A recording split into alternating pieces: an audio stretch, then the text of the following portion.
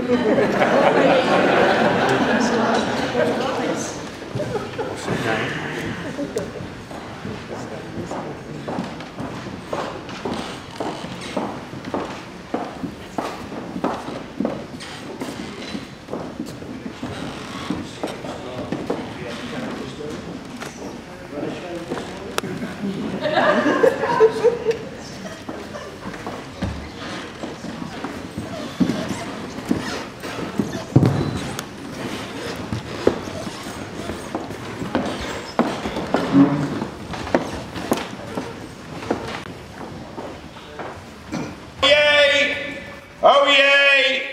Oh yea! All persons who have anything to do at the court of Arraye and view of men-at-arms, of the inhabitants of the manor and lordship of Lichfield, held this day by adjournment before Peter Young, steward of the said manor, let them draw near and give their attendance. The court of Arraye, or view of men-and-arms, probably originates from the Campus Martius, as mentioned in the laws of Edward the Confessor. This was an annual assembly of the people on May Day, when they joined together to defend the kingdom against all foreigners and enemies. These laws were confirmed by the Statute of Winchester in 1285, when it was commanded that 2 constables should be chosen to make the view of armour, and, I quote, that every man between 15 and 60 years of age shall be assessed and sworn to armour according to the quantity of their lands and goods. So, for example, a person who owned lands to the value of £15 and goods to the value of 40 marks had to equip himself with a hauberk, a breastplate of iron, a sword, a knife and a horse, and so forth in descending scale to those who possessed no property, who still had to equip themselves with bows and arrows from the forest.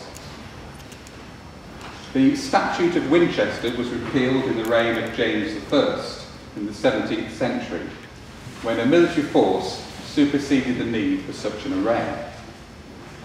But the court is still held in Guildhall and is associated with the Lichfield Greenhill Bower.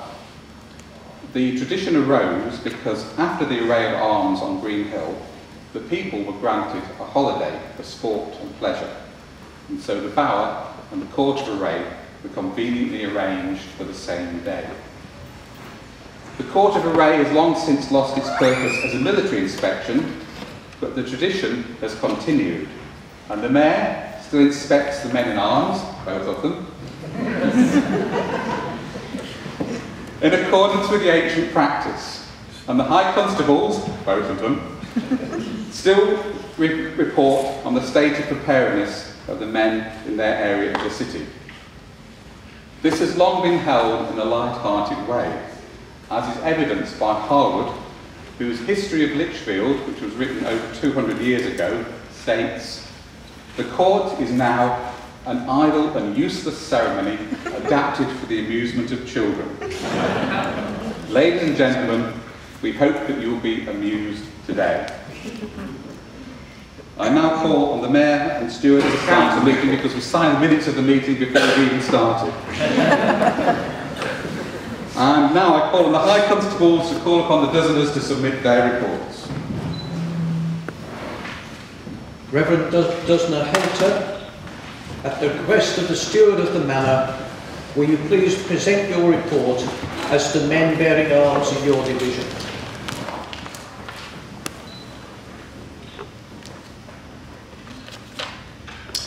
My Lord of the Manor. There isn't a sheriff this morning, is there? No. So, we don't welcome the sheriff this morning. Mr. Steward, distinguished guests, ladies and gentlemen, and the 2 or 3 old ladies who just wandered in at the back thinking it's the over 60s club. And the beer and the biscuits are the raffle prizes this week. It's always, as always, it's a great pleasure to be here this morning as the Dozener for Beacon Street Ward, and also as your local pastor. This Baptist pastor is no good unless it's been immersed in water. And to be delivering this annual speech in the time-honoured tradition of the Bower. I notice another tradition seems to be creeping in. I don't think it was in the Statute of Winchester, but is it true that there now has to be someone from the Bacon family on the bench? As I said last year, you may remember, that's where your council tax goes, getting those robes up and down. I hope you're looking forward to today, to the procession, to the fair in Beacon Park. I'm not really looking forward to the fair that much myself. I went on one of the rides last year and spent all my time feeling alternately elated and incredibly depressed. But I discovered it was an emotional roller coaster. As I got off, it looked like there was an animal sitting in front of me, and as I got off, it actually was a bipolar bear. Anyway, the mention of the Over 60s Club a few months ago reminds me I was walking down the corridor under here one day when they were meeting, and I overheard a small group of members chatting over their coffee. And the first one said, "My arms are now so weak, I can hardly hold my coffee." And another replied, "Oh no, my cataracts are so bad, I can't even see my coffee." "It's got to the stage where I can't hear anything anymore," someone else said, one of the hard of hearing ones. "I can't turn my head because of the arthritis in my neck," said the fourth, and all the others tried to nod in agreement. "My blood pressure pills make me dizzy," said another. And finally, one elderly gent summed it up for the group. "I suppose that's the price we pay for getting old. Still, look on the bright side, at least we're all still driving." I then realised these are actually some of the armed men from the Beacon Street ward in the city. I'm sure you're all familiar with the Beacon Street ward. The bottom end, which is the posher end, which we'll come to in a moment, is the one that most people see around the cathedral and the park. But the top end of the ward is not quite so salubrious. It's actually getting a bit rougher up there these days. Two of my armed men were attacked the other evening, and a group of young yobbos knocked them to the ground, covered them in chocolate, cherries and whipped cream. Life's really tough in the ghetto. And a bit further down, I noticed the Cathedral Lodge Hotel, used to be the Little Barrow, I think, is having a bit of a makeover and a refurbishment. It's not really my favourite establishment since the little contretemps I had there earlier in the year. There's a sign outside, you walk past this little A-board outside that says Sky in every room. And I thought, well, it's cheaper to book a couple of rooms in there to watch the football than to pay a Sky subscription. So I went in there, and the room I went into had no ceiling, there was no roof above it, and I went down to the reception and complained, and he said, "Well, it clearly says Sky in all rooms, I don't know what you're worried about." They did have some sports on though, so I went down to the bar where they were actually insect racing and betting on it. I put a small bet on some racing silkworms, but always ended up in a tie. But moving further down the street, you get to the really posh bit where the television stars live. At least that's where Michael Fabricant lives. His appearance on Have I Got News For You will no doubt go down in legend here in Las Vegas. Strangely, he all seemed to be taking the Michael out of his hair while he was on the programme. I was intrigued by this and thought I might try and get a better look, so I went up to the front of his flat and tried to have a look through his windows one evening, but the Venetian blinds were drawn. Of course, it wasn't for Venetian blinds, it'd be curtains for all of us, really, wouldn't it? But eventually I asked someone at the local hairdressers, pretty well every other shop in Lichfield, certainly the bottom end of Beacon Street ward is a hairdresser's these days.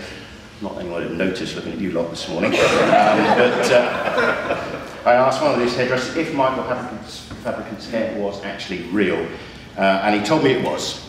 He'd seen it really close up. He trims it every month when Michael sends it down to him. And of course, a little further down from there, we have Beacon Park, the scene of the recent visit by Her Royal Highness the Princess Royal.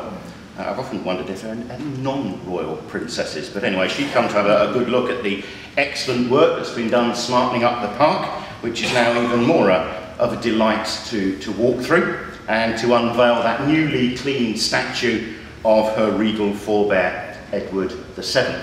I did say last year, didn't I, that cleaning up Clapton Smith's statue was only the tip of the iceberg, and obviously and my men were privileged to provide the guard of honour. So we walked around the park with the Princess Royal, looking at other parts, including the little community garden compound I say little, it seems to be getting smaller all the time. I just wonder if maybe the district council's losing the plot a bit.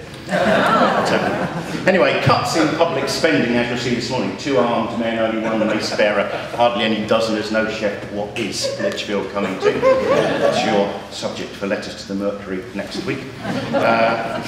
Because of public spending cuts, my speech is a little shorter this year than I usually prepare, for which you're no doubt very grateful. So you can get to the can. Even any beer, is there? Yes. So you can get to the cans of Boddingtons and the instant coffee and the top chocolate digest biscuits a little quicker. I'm sure you've heard of the chocolate digest biscuits, have you? Chocolate digest biscuits are particularly good for constipation because it laxative. Think about it. In the meantime, it only remains for me to say that I, Ian Pater, present this role of armed men in my ward. I've inspected their many accoutrements and beg to report that all is in perfect working order.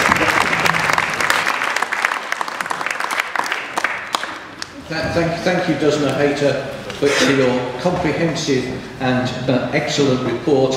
Buried within the funnies were 1 or 2 things that were worth listening to. Thank you.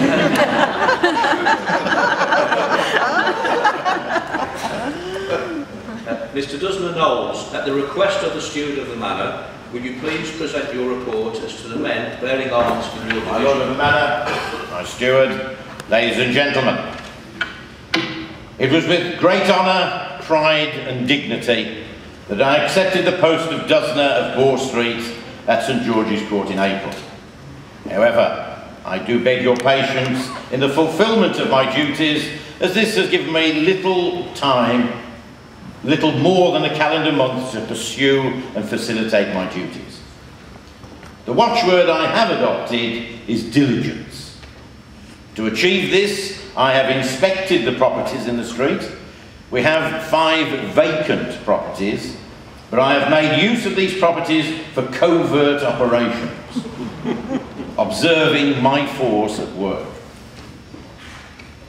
Alas, the existing force of men have been found wanting. There's nothing worse than a man who's wanting. I have to tell you that they have had their day.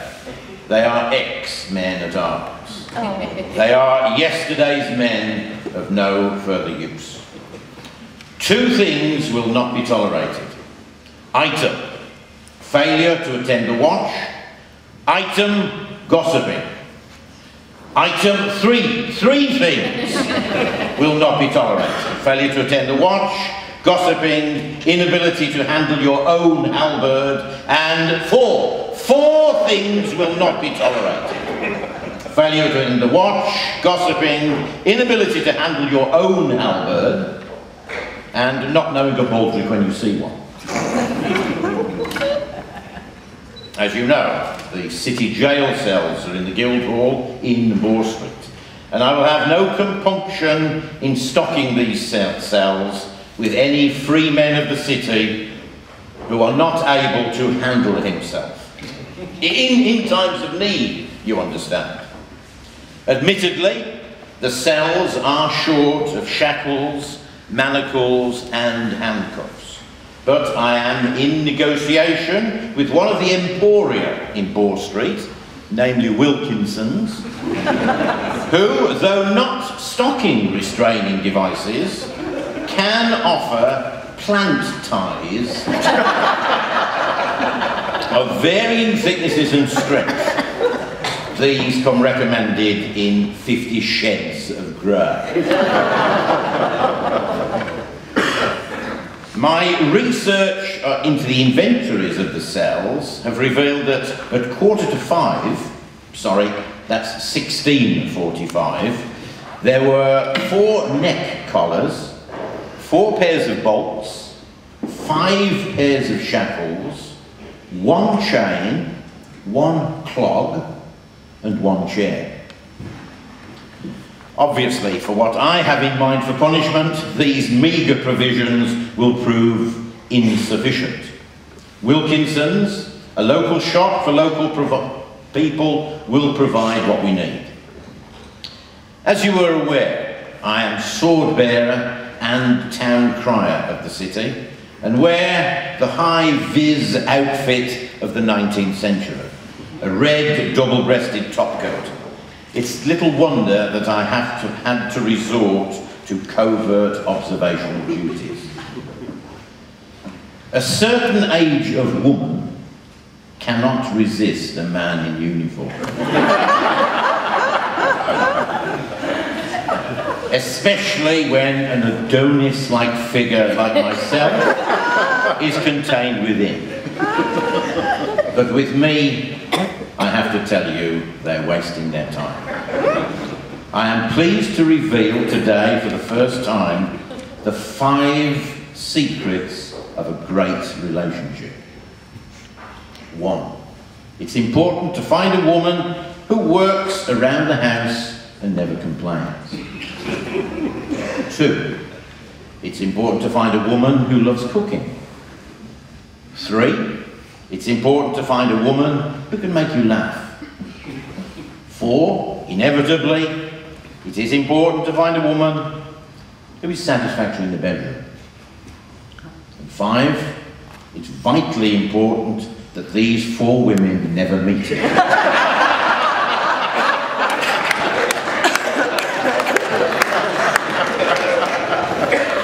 But I digress. New men for the force are hard to recruit.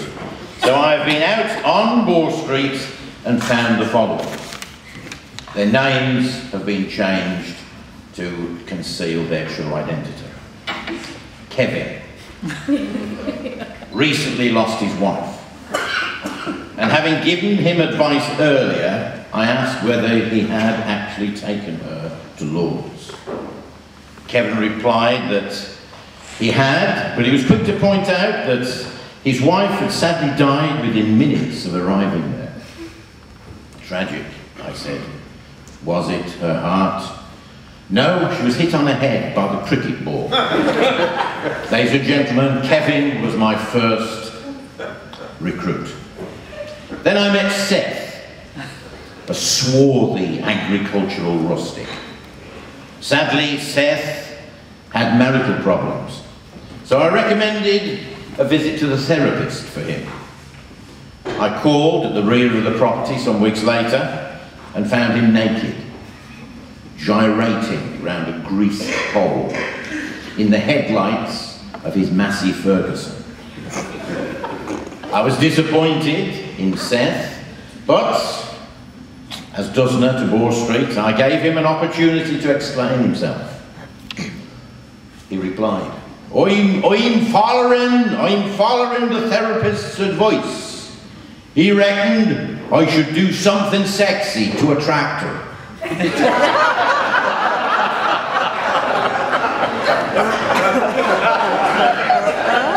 Ladies and gentlemen, Seth is now one of my men.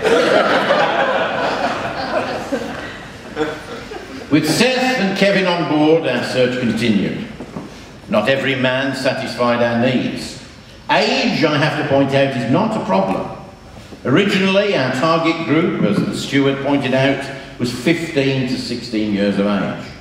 However, Ezekiel came forward, living above the failed emporium known as Venture. It was indeed a failed venture. Recently celebrating his 100th birthday, but died on the same day. Unfortunately, Ezekiel passed away when we were only halfway through giving him the box.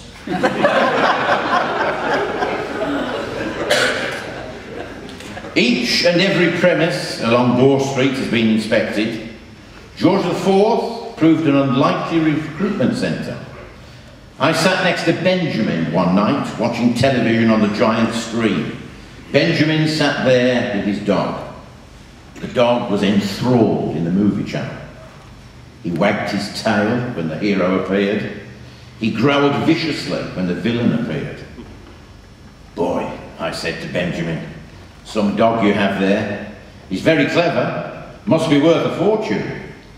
Yes, replied Benjamin. No one's more surprised than me. He absolutely hated the book. Ladies and gentlemen, Ben was my third recruit. But for every success, there has to be a failure. Wilkinson's had a wooden bench on offer outside. Gwendolen, a lady of senior years, was resting as I approached her. She looked a candidate. She was the right calibre, especially for Boar Street. That's a little joke. But as I got nearer to her, she was clearly upset. Her story haunts me to this day. Gwendolen, a senior citizen, had acquired a 25-year-old husband. He made love to her every morning. Then he got up, made a full breakfast, accompanied with cereals and freshly ground coffee. At lunch, he made soup, a Mediterranean salad, cakes, and made love to her in the afternoon. For dinner, he made a gourmet meal from simple ingredients, a dessert of her choice, and then made love until the early hours of the morning. Given this lifestyle, I could not understand Gwendolen's unhappiness. Then she confessed, "I can't remember where I live."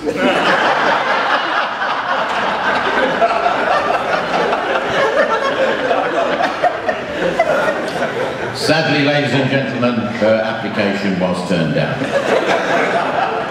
I needed 4 more men to complete my force. And as luck was had it, I met an Irishman, a Scotsman, and an Englishman. Patrick had married and told his wife to do all the dishes and housework.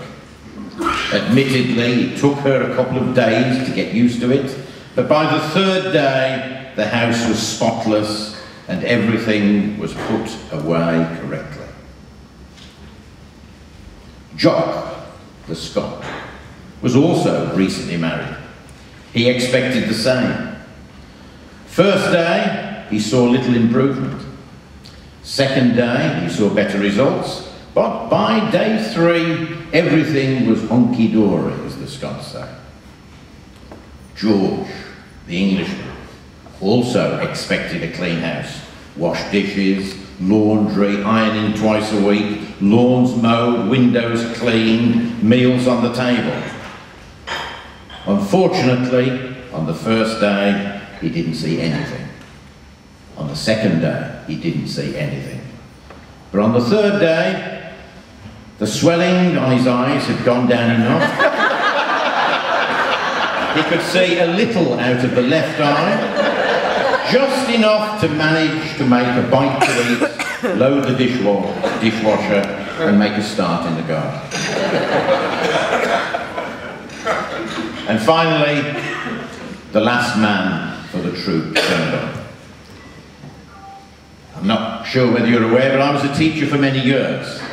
And I don't know whether you can recall the register, called every morning and every afternoon. Surnames first, first name second. So I was always on the register. Knowles, Kenneth.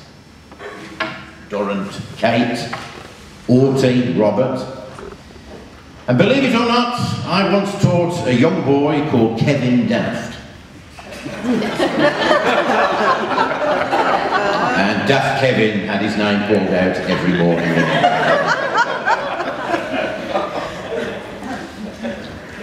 So my final man. You know him. He's served us in the past, but he's only just moved on to Boar Street. That man, young Peter. Recently moved his whole itinerant workforce into Boar Street, into the premises known as Donegal House. Young Peter, you will recall, excelled himself with frying pan and pancake at the Shrovetide Fair. He possesses all the qualities our force requires. Ladies and gentlemen, I, Kenneth John Knowles, Dusner of Boar Street, present this roll of able men capable of bearing arms in my ward. I have inspected the accoutrements of these men and beg to report that all is in order.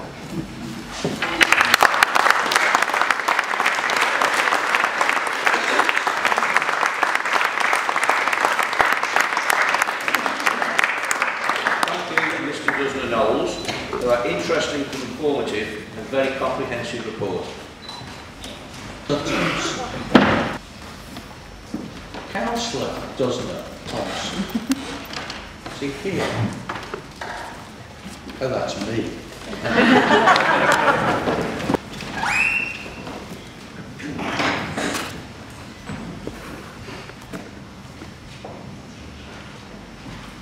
Thank you, Mr. Thompson. I feel sure that this is the finest speech given all morning by Mr. Thompson.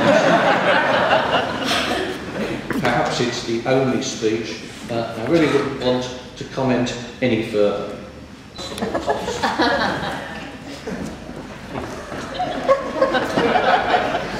hope you're not expecting me to get this on.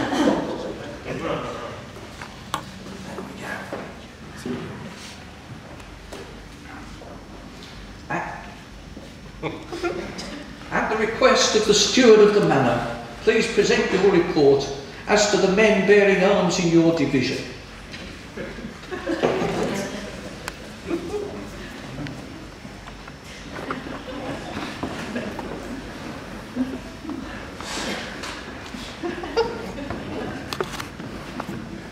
My Lord, Mr. High Constables, distinguished guests, ladies and gentlemen, here is my report on the Birmingham Road and Friary Division, emphasising the need for suitable defences to allow my men bearing arms to carry out their duties.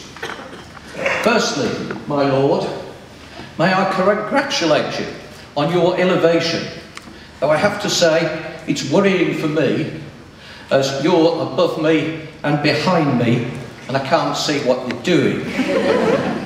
May I also congratulate your parents, sire, who got your birthplace right, as I'm informed that you were born at Victoria Square, which was adjacent to Birmingham Road and therefore in my division. My parents lost the plot completely, I'm afraid to say, and instead of being born in Birmingham Road, I was born in Birmingham. And I've spent half a lifetime trying to overcome that fact. My men had hoped that by now the city would be easy to defend, thanks to the windowless ramparts overlooking Birmingham Road. But no, not even started. And what have we got instead?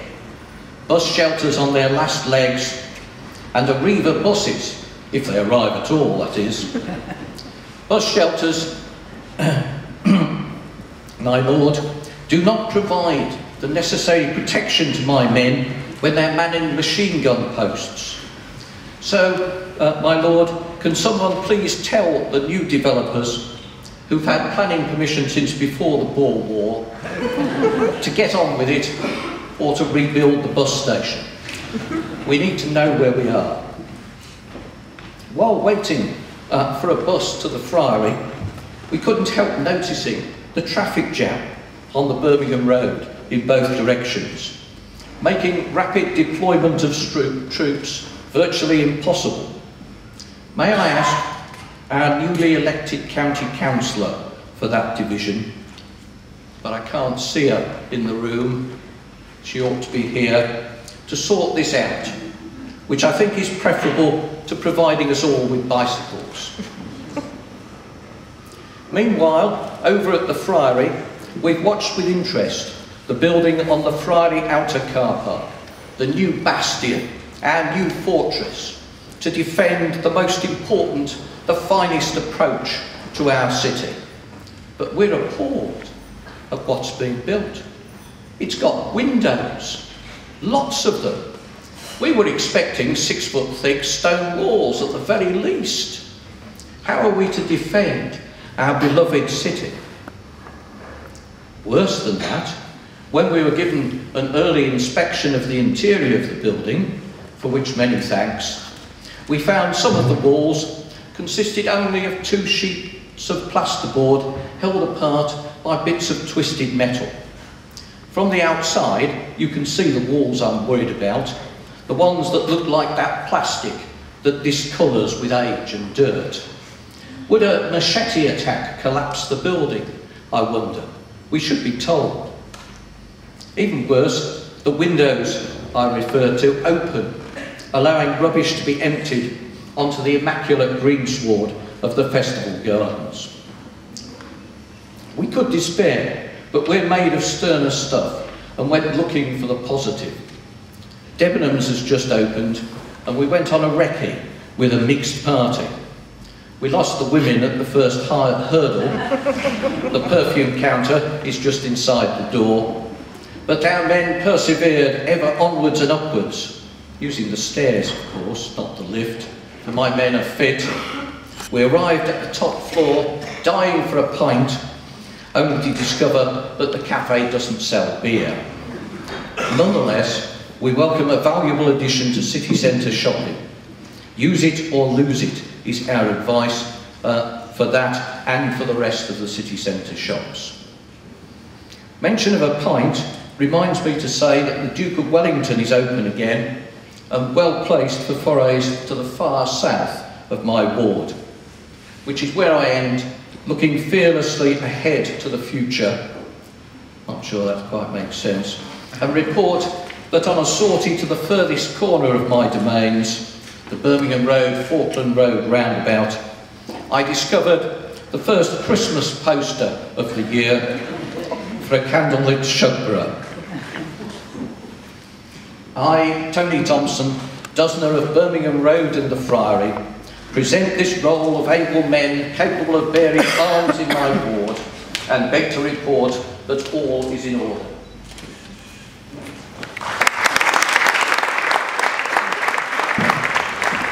Mr. Dozener Dundas, at the request of the Steward of the Manor, will you please present your report as to the men bearing arms in your division?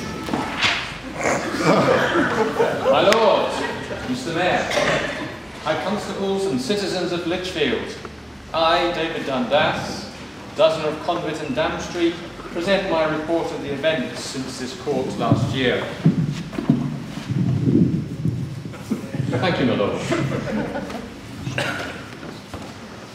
The year started with the ongoing debate about the new railings and the steep bank around Minster Pool, installed to prevent the ducks from assaulting the folk passing by. We believe that the real reason for this high fence is to stop our men from fishing the pool. Either way, the railings remain controversial, and at least one scrap metal merchant has been eyeing them for an opportunity. No sooner had my men been inspected at last year's Court of Arraye and were found to be in good fighting order than bunting was strung between our buildings to celebrate the Diamond Jubilee of our beloved Queen during the first week of June. Much celebration was organised, and on the first Saturday of June, a large number of our citizens gathered at the other end of Dam Street to picnic on the lawns in the front of the cathedral.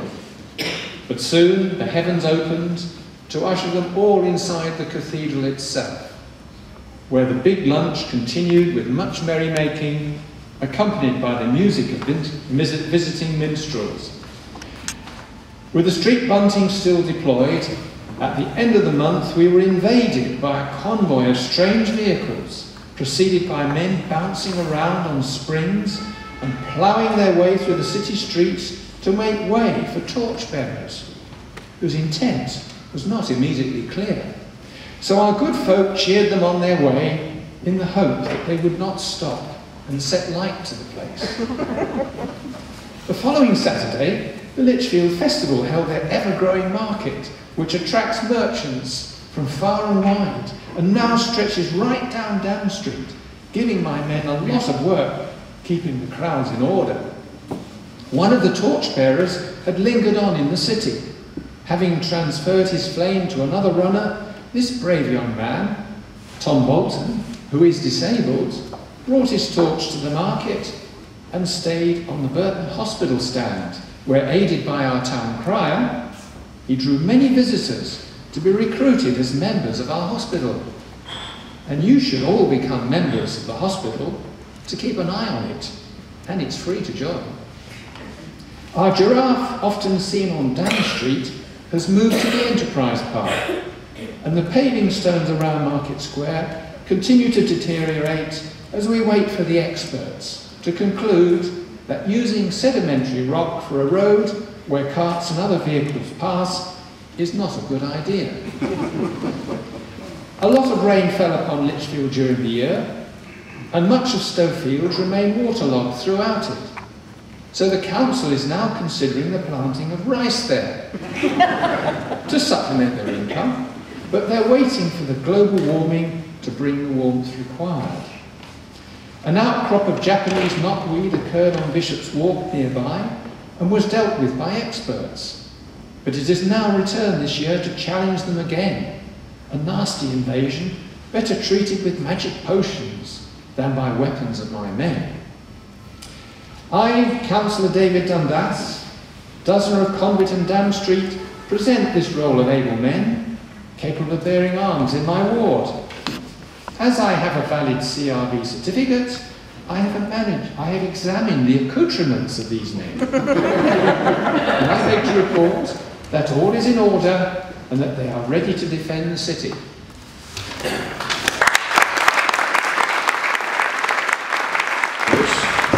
That's a report which was very interesting, informative and very detailed. Mr. Dozener White. Mr. Dozener White. Is he not here? I don't see it. Quite well this morning. We have Dozeners as High Constables, we have Dozeners as Town Friars, we even have Dozeners as members of the audience. And this is the Town Clerk acting on behalf of Dozener Bob White, who is the Dozener from Market Street. Now, you may know that Bob White was a head of English, an English teacher, and so his report is written in the style of the Canterbury Tales. When that April with his surer sweet, the drought of March have pursed to the root, then shoppers, just a few, each day for wender, to Market Street in Lichfield for to spender. I visit Woollies, now called B&M, to buy my Merlot, then go back again. In City Gift and Gold I spy some glitter, then to the Tavern Scales, for Banks's bitter. Or else to Greg's, for sausage roll or so, and on to Subway, for a 6-inch dough. And pass a juggler, who is eating fire as well, with smell of paraffin, it seems like hell. And minstrels tunelessly strum at your feet, with cap in hand, the givers for to greet her. And then to Michael's, it is no malarkey, for shirts in redder, white, blue, and khaki. 'Tis not a bustling city makes its mark, for after all, it's 90p to park. So I suggest you come and rest with me in Johnson's birthplace, for it is free. Here ends the tale of this street's Dozener, 12 fulsome verses, and no othener. For 13 would it be a no token, the town clerk decreed, and he hath spoken. On behalf of Bob White, Dozener Market Street Ward, I present this roll of able men capable of bearing arms in my ward, and beg to report that all is in order.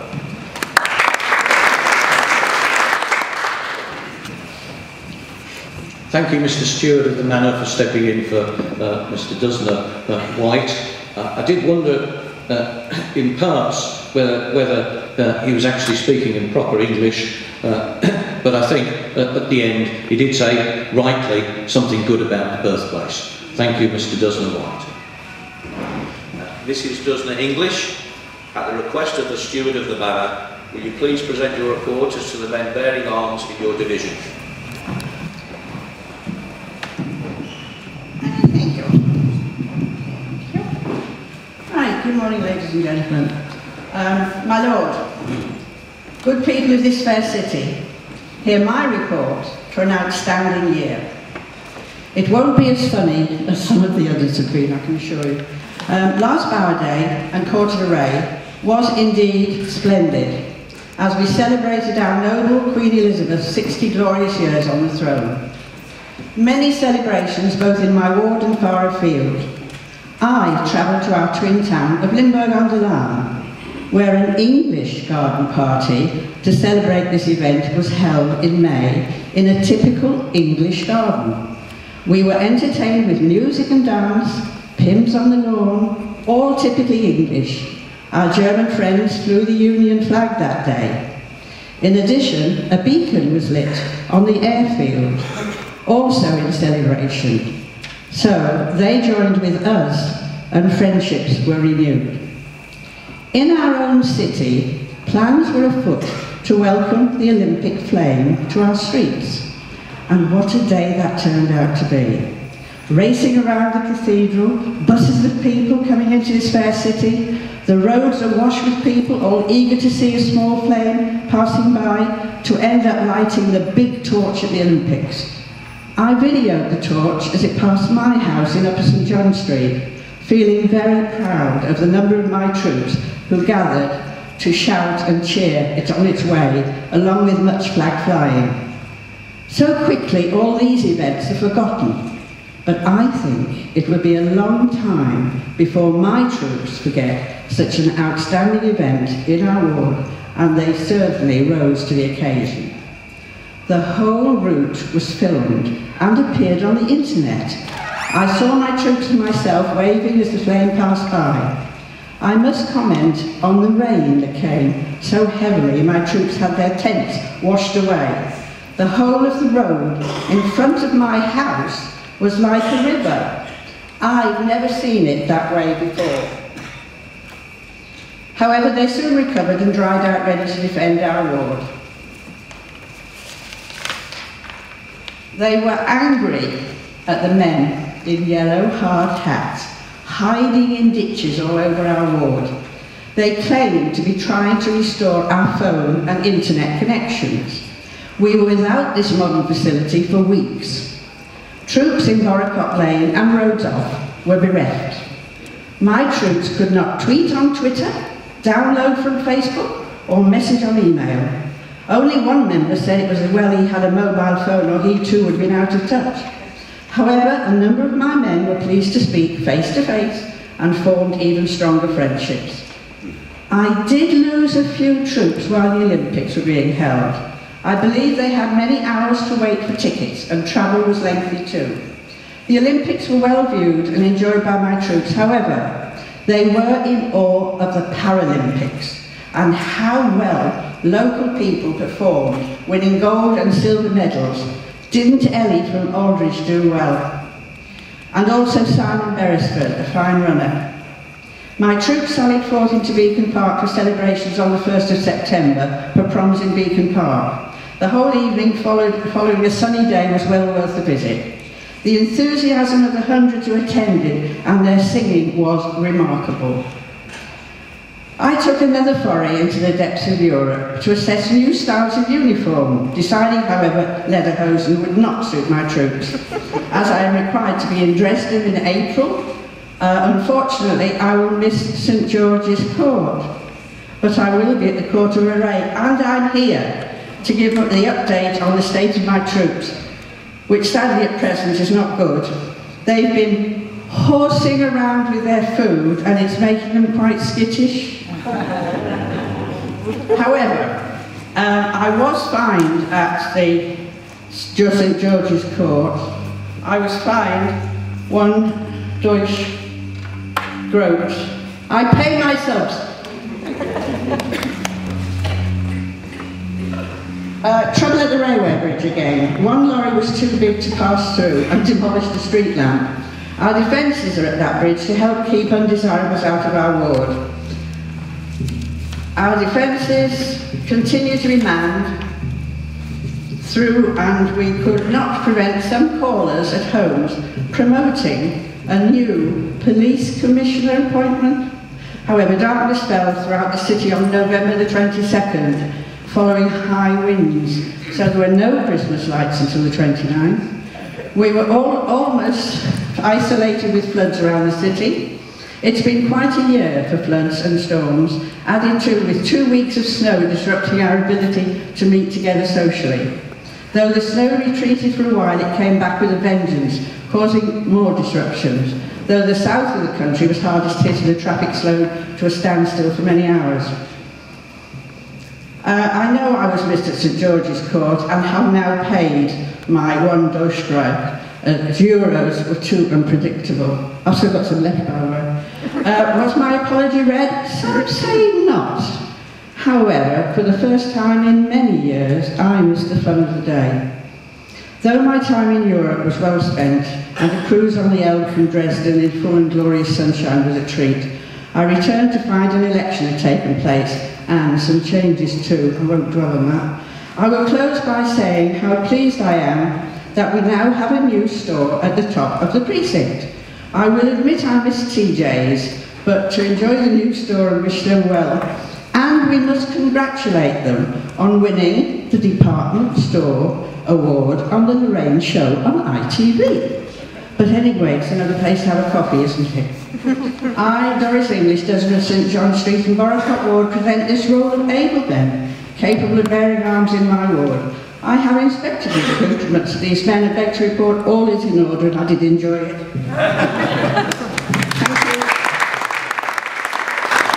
Mrs. Doesner English, thank you for that considered, interesting and informative report. Councillor Doesner Warfield, at the request of the steward of the manor, will you please present your report as to the men bearing arms in your division? I, Councillor Mark Warfield, being the Doesner for the Trent Valley Road, do hereby present my report as to the state of men-at-arms in my ward. I shall be brief, much to your pleasure. My Lord, I must report a fairly quiet year, although some new yellow road decorations have appeared, much to the intrigue of my men. Chariots, carts, stanhopes cannot stop at many of these places on the thoroughfare of the ward for fear of severe chastisement by certain persons in uniform for the infringement of their rules. These modes of transport may be prevented from their wheels turning, lest a fee be paid. If I need to find my men-at-arms quickly, which is not always going to be very easy, there are no hostelries for them, as the local hostelry is now a repository for young children, something to do with walls and eggs and their repair. Humpty Dumpty. At least, if an attack does take place in the morning, we can make good use of the eggs. However, no doubt my men-at-arms will be lounging around somewhere doing what they usually do. Nothing at all. We can rest assured that no invaders will arrive by Iron Horse from Warsaw, as although the bridge has been repaired, the lack of southern connections at Brown Hills render this mode of transport impossible. However, reports of a more distant mode of transport ever send fear into our citizens, called HS2.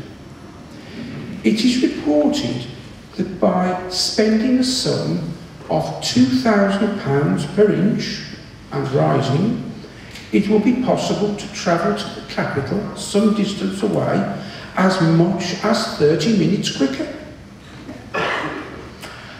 At Lichfield, there will be no stop, so there is no danger of the invaders coming by this route. However, if they were to leap from the train, which is travelling at 200 miles an hour plus, the chances of survival are minimal, and the chances of them having the strength to fight quite impossible. However, it is also reported that on this mode of transport there will be certain grey animals wearing white coats, and these will have tusks and trunks.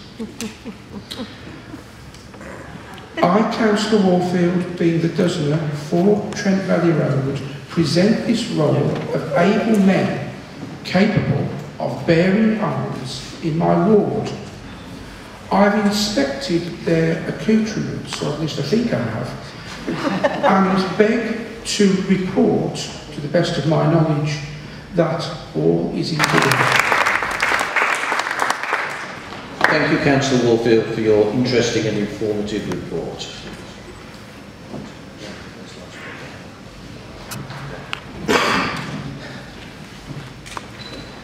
My Lord, we, the High Constables of the City of Lichfield, beg to report that having received from the Dozeners of the city rolls containing the names of men bearing arms, hereby present such rolls to you, and we are satisfied that these men are ready for service with Her Majesty the Queen when required.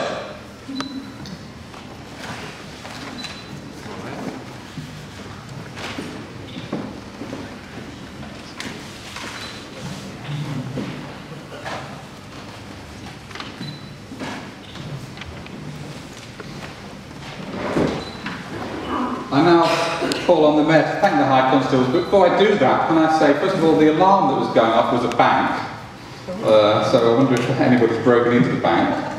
And can I also explain that on closer inspection, Doris's Deutsche Groat turns out to be 10 pence from Gibraltar. She obviously knows something that we don't. But I now call on the Mayor to thank the High Constables and ask the Steward of the Court. I thank you both, Constables, for carrying out your duty to the best of your ability. Steward, please adjourn the court. Call on the crier. Oh yea! Oh yea! Oh yea! All manner of persons who have anything more to do at this court have leave to depart, giving their attendance on Spring Holiday Monday in the year of our Lord 2014. Please rise. I ask you to remain standing, please, as the Lord of the Manor retires to the far end. You're then welcome to join us for the coffee and the Banks is bitter, and a toast which will be given to success to the Bower.